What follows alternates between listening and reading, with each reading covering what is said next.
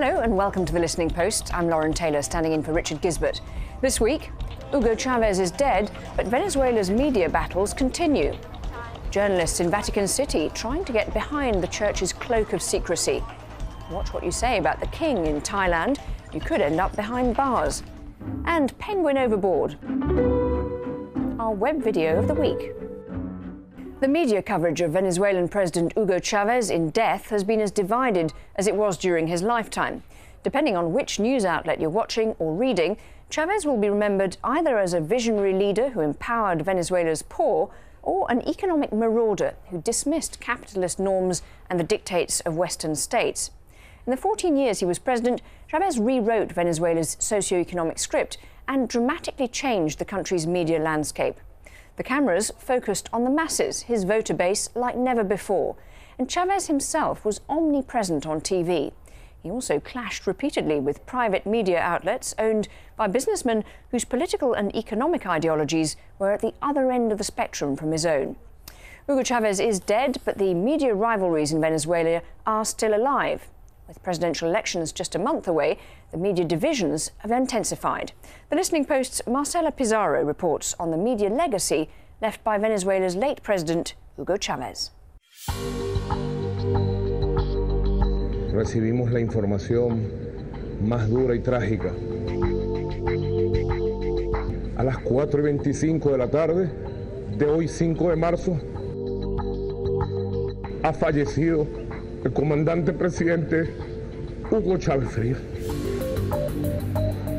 Honor y gloria a Hugo Chávez. Que viva Hugo Chávez. When news of President Hugo Chávez's death came, it was at the end of a long 84-day vigil. The president's battle with cancer had left a void, not only in Miraflores, the presidential palace, but in the country's media, on the airwaves that Chávez had often commandeered in the service of what he called la revolución bolivariana. Está siendo transmitido en vivo por Telesur para todo el mundo. No, la muerte de Chávez es The death of Hugo Chavez was a watershed event in Venezuela's history. His leadership, his constant presence in the media, all of that had a big impact. Me encuentro en este momento a las afueras del hospital militar. The national coverage of his death was impressive. There was huge public interest, especially since there had been so much uncertainty beforehand. The government had filtered the information about Chávez's illness and his death. But you have to realize that this is an issue of urgent public interest. The right to know is paramount, and no media law should change this. In death, as in life, Chavez has been the object of media scorn. He's been name-called. The provocative and unpredictable strongman of Venezuela. His record has been distorted. They've been living under this horrible dictator. I don't think he will be missed by anybody. Context of the story of Venezuela has been misrepresented. You have Chavez referred to as a dictator, a demagogue, a tyrant, a strongman, again and again and again. It's unrelenting. The mainstream stories told in the wake of Hugo Chavez, either for Chavez or against Chavez, suffer from the same problem. They both concentrate excessively on the person of Hugo Chavez, either in order to criticize what he did and represented, or in order to favor it. And in both the stories, there is the same problem. The missing element is the people. This is a democratic system, which means that this guy was elected. We should rather turn around the question and ask what is it that the people found in someone like Hugo Chavez that reflected their own reasons and aspirations. For 14 years, President Chavez championed a socialist revolution, a revolution that earned him the support of a majority of Venezuelans, a revolution that made him one of the most visible leaders in Latin America, a revolution that colored not just how he viewed the media, but how the media viewed him. The threatening thing about Chavismo is that he's broken all the rules.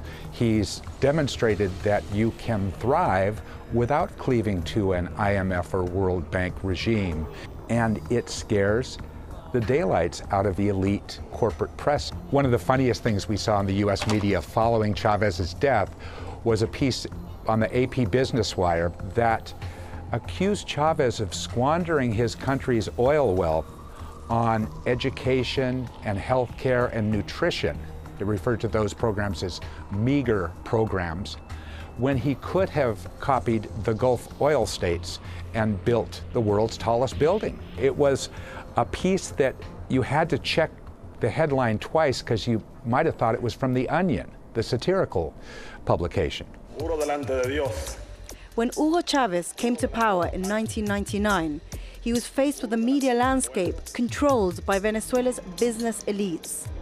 Corporations and prominent families whose politics were diametrically different to his.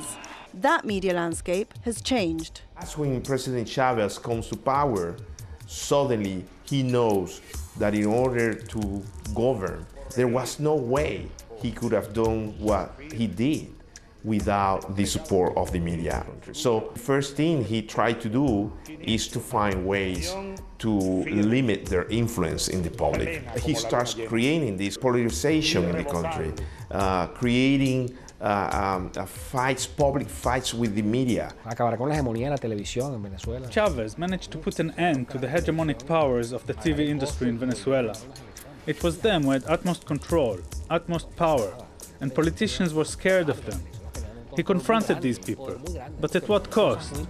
His TV show, Allo Presidente, was a toxic space. He used the broadcast as a vehicle for his own benefits, and it was a stream of insults. Burgueses, pitiyanquis, pónganse a creer en que yo no me atrevo. I don't think the president's role is to control the political discourse of a country. A president should be able to tolerate criticism and to let things go. He should not take things personally. Dejar pasar, no personalizar. One television network that has stood in resolute opposition to Chavez is Globovisión. In the brief coup of 2002, Globovisión was one of the most prominent media outlets to support the 48-hour government of businessman Pedro Carmona. And during the 3 months Chavez was receiving treatment for his cancer in Cuba, Globovisión conducted an aggressive TV campaign questioning the constitutionality of a president who, nearly 2 months after his re-election, had not yet been sworn in. In the 14 years of Chavez's presidency, Globovisión clashed with the country's media regulator 8 times and was told to pay millions of dollars in fines. So it was big media news when, days after Chavez's death, it was announced that there will be a change of ownership. Hay una voluntad de comprar Globovisión. Globovisión is to be sold to Juan Domingo Cordero, a businessman with reported links to the government. This is a major blow to press freedom in Venezuela. Globovisión became the voice of the opposition. This transaction, Venezuelans basically lose a voice that was on the other side, a voice that was willing to question the authorities. I don't think it's a very good move to be trying to silence or even giving the appearance that you're trying to silence the opposition press in Venezuela. I think the popularity of the movement is enough to sustain it, and if it can't sustain some hard hits from the press, it doesn't deserve to live on. And of course it is going to live on, and it can sustain a critical press. With presidential elections just a month away, the cameras have already started refocusing their lenses onto the campaign trail. In the coming weeks, the challenge for Venezuela's media will be to navigate the politics of the post-Chavez era and to ensure that the most important story in the country, the story of Venezuela's people, doesn't fall off the news agenda. Our global village voices now on the media and the late Hugo Chavez. Hugo Chavez lives behind a Venezuela where the media is increasingly silent. State-owned media fail to report disasters, while private-owned media, critical of the government, faces constant legal actions and the possibility of being shut down. This past week, Globovisión announced that it will be sold following the election, meaning that Venezuela will no longer have a TV channel that is openly critical of the government. Overall, the future for critical media in Venezuela looks bleak. The media in Venezuela remains extremely pro-Chavez when it comes to state media and anti-Chavez when it comes to the private opposition media. But there's a whole segment of community media in Venezuela that hardly gets any attention at all. And part of Chavez's legacy is the amount of material resources he's given to these low-power broadcasts by TV and radio stations in small communities. Time now for Listening Post News Bites. After being held hostage for 5 months in Syria, a Ukrainian journalist has managed to give her captors the slip. Anka Kochneva says she escaped from a suburb in southern Homs, where she'd been held by Syrian rebel forces since October the 9th last year. The Russian news agency RIANOVOSTI quoted Kochneva as saying, "I just walked out and left, and in about 15 kilometres I met some normal people who helped me cross over." She later blogged that she would soon share more details of her escape. Kochneva had been working for a number of Russian media outlets, including the state-owned Russia Today, and had frequently appeared on Syrian state TV.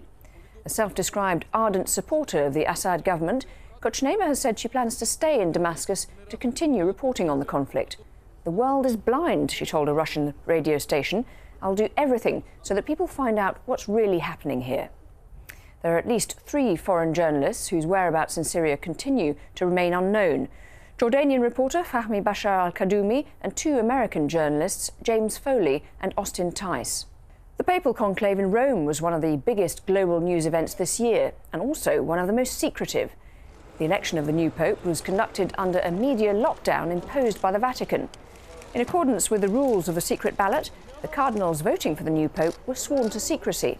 However, even prior to the conclave, the more vocal, media-savvy American cardinals were told to cancel their TV appearances and press conferences. The Church's media wariness is well known to correspondents reporting from the Vatican, but the conclave lockdown was intensified after 2 prominent Italian papers, La Repubblica and La Stampa, published leaked information about the closed-door pre-conclave meetings in which there were disagreements over the pace of the proceedings. The media blackout was part of a long-running battle between the Vatican and the press. Last year, private papal documents leaked to the Italian media revealed high-level corruption, further tarnishing the image of an institution still reeling from the sex abuse scandal. How to interact with the media has been the subject of a lot of discussion within the Church, with some cardinals and bishops pushing for greater access and transparency, and an older guard insisting that the Church maintain its distance from the media. Even under Pope Benedict, it seemed as though the old guard was fighting a losing battle. Last year, he started his own Twitter account, and the Vatican has had its own YouTube channel since 2005. Angola's most prominent investigative journalist is being taken to the courts by a group of army generals on charges of libel. This is the second attempt by the generals to sue journalist and author Rafael Marquez over his book Blood Diamonds, Corruption and Torture in Angola. The book documents rampant human rights abuses and corruption in Angola's diamond mining industry. The generals are shareholders not only in the mining company, Sociedade Minera de Quangu, but also in the mine's security services provider, Televising. Just last month, the Portuguese Public Prosecutor's Office threw out a libel suit filed by the generals and ruled that the publication of the book was a legitimate exercise of free speech. The ruling was seen as a victory for Angolan activists, even though the legal drama played out in Portugal, Angola's former colonial ruler. Now the generals have skirted state lawyers and are pursuing a private prosecution. They've contracted the services of PLMJ, one of Portugal's most prominent law firms, while Marquez is getting pro bono legal assistance from the New York-based International Senior Lawyers Project. Defending the book, publisher Barbara Bullosa said, "I would not have published the book if I was not sure of the accuracy of the facts. I had access to all documents that Mr. Marquez collected over the years and upon which he based the book. A publisher cannot be afraid."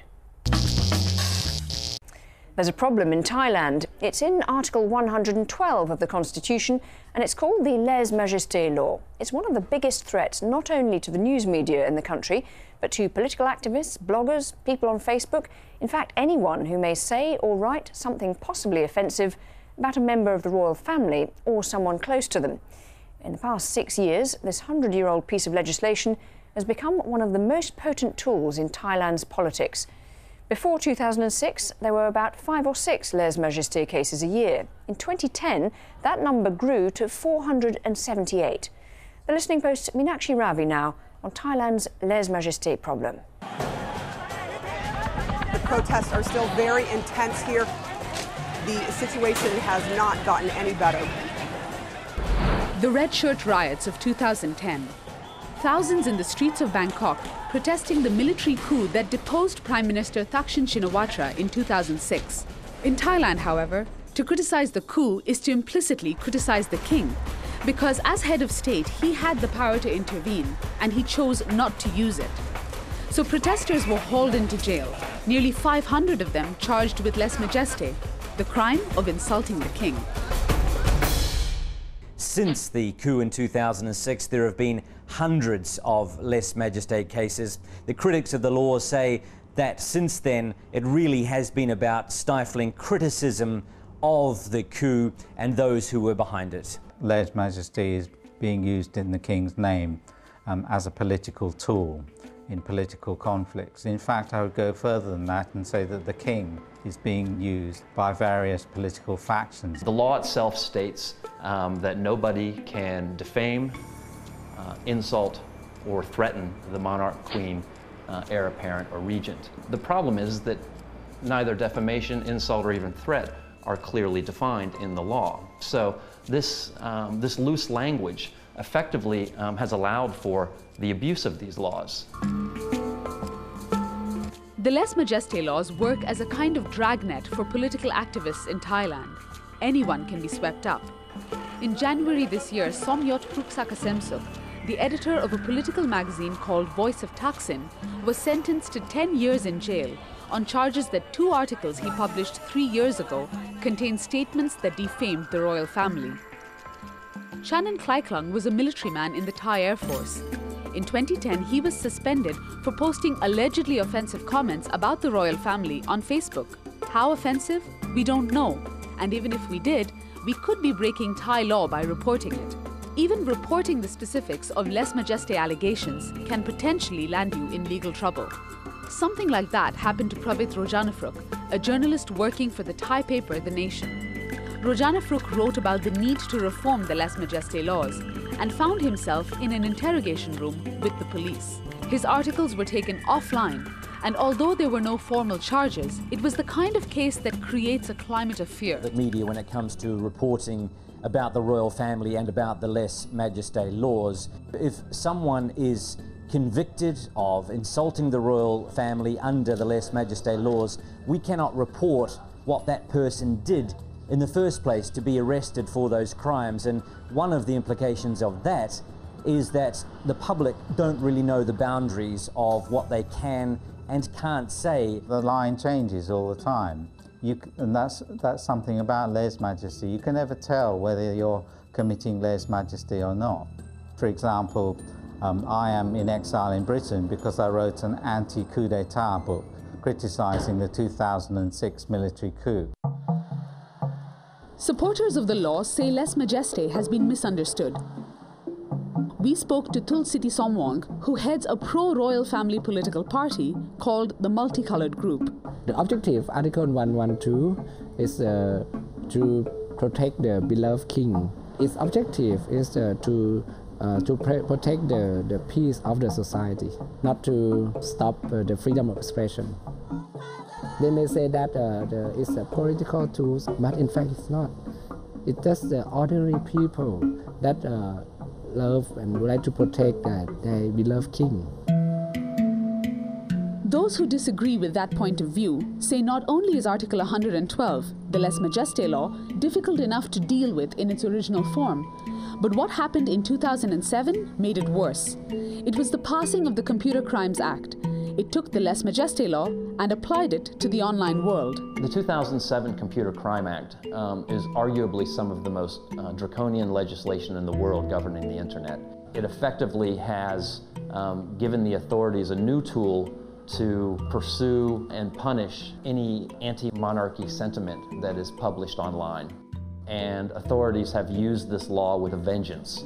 In particular, the executive editor of an online website known as Prachatai, Shiranut Premchaiporn, she was charged for comments that were posted anonymously to her website's web board.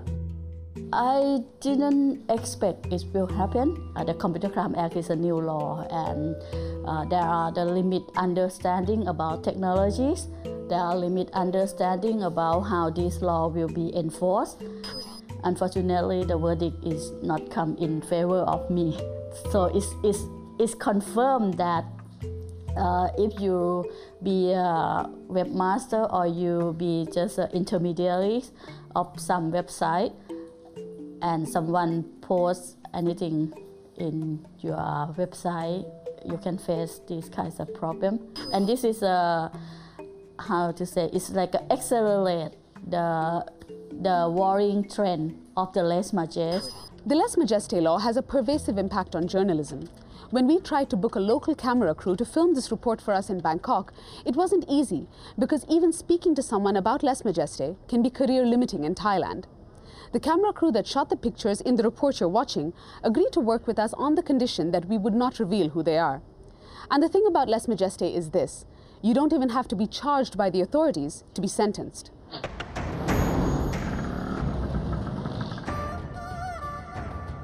Any Thai citizen can file lèse majesté charges against any other Thai citizen for something they may have said in a restaurant or mumbled in a movie theater.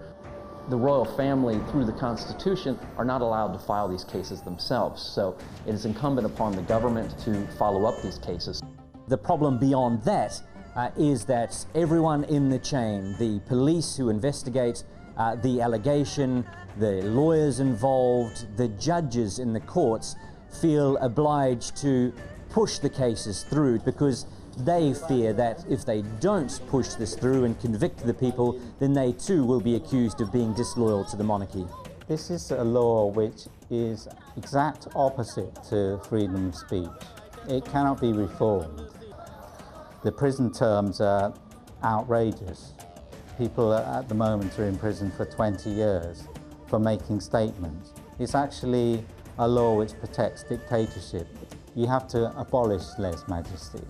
And whether or not Thailand has a monarchy or not is another matter.